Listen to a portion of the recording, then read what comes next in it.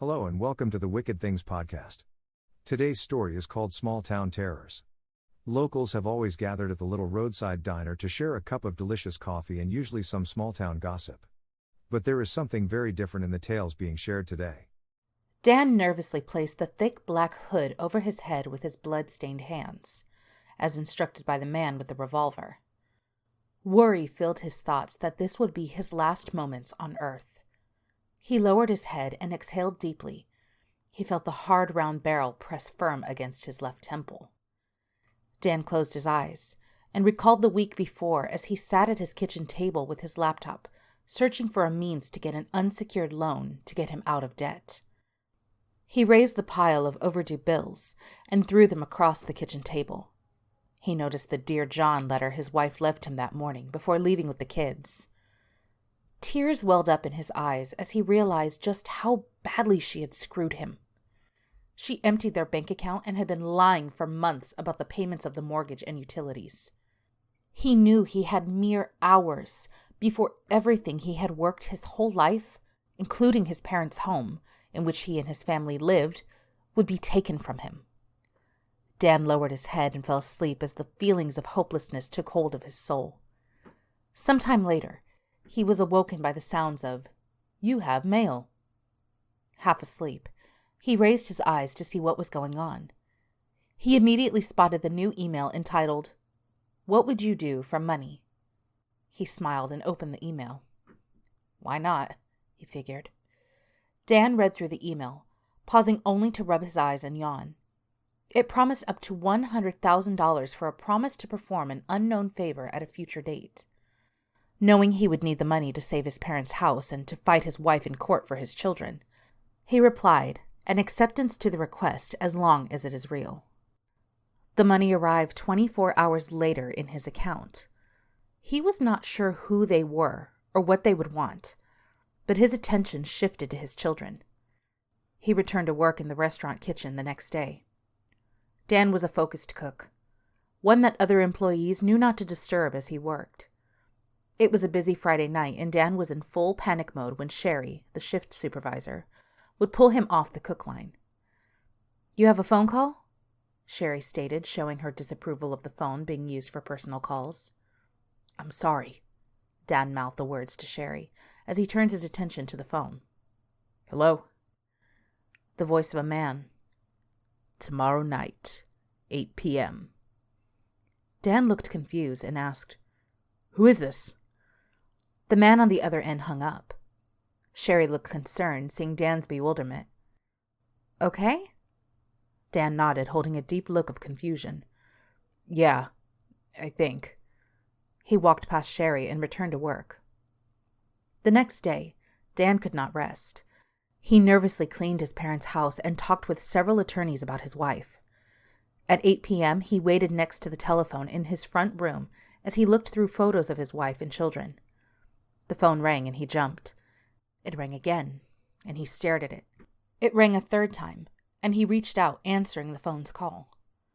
"Outside," the man on the phone said, and hung up. Dan looked outside and saw a shiny new black four-door sedan waiting.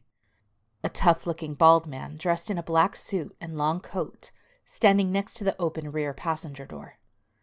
Dan locked his front door behind him and approached the car cautiously. The man motioned to Dan to get in the car.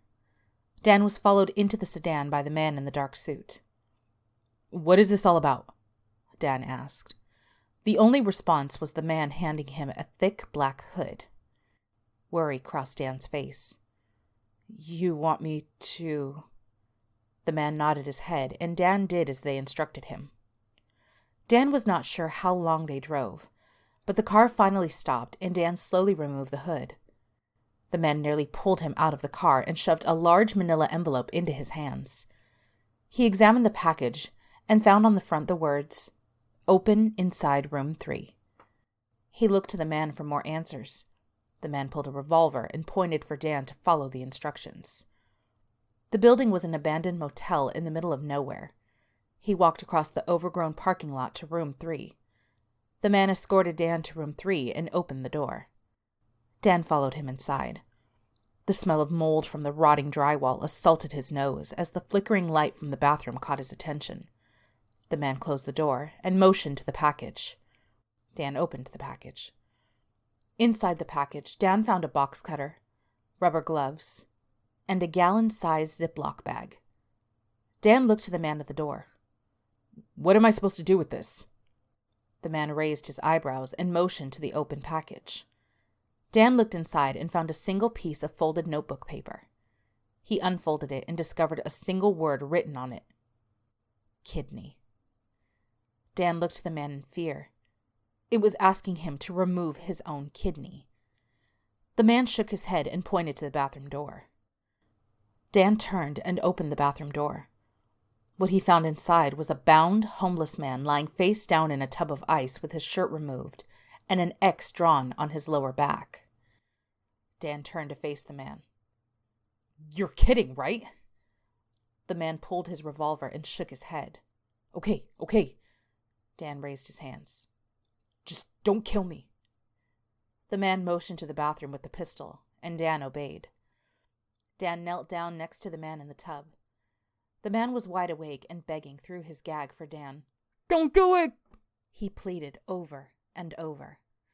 Dan took a deep breath and stood. The feeling of the pistol pressing interrupted his movements against his head, gave him pause. Dan lowered his head. The homeless man cried out as the man with the pistol smiled. Moments later, the deed was done, and Dan was shaken by what he had forced him to do.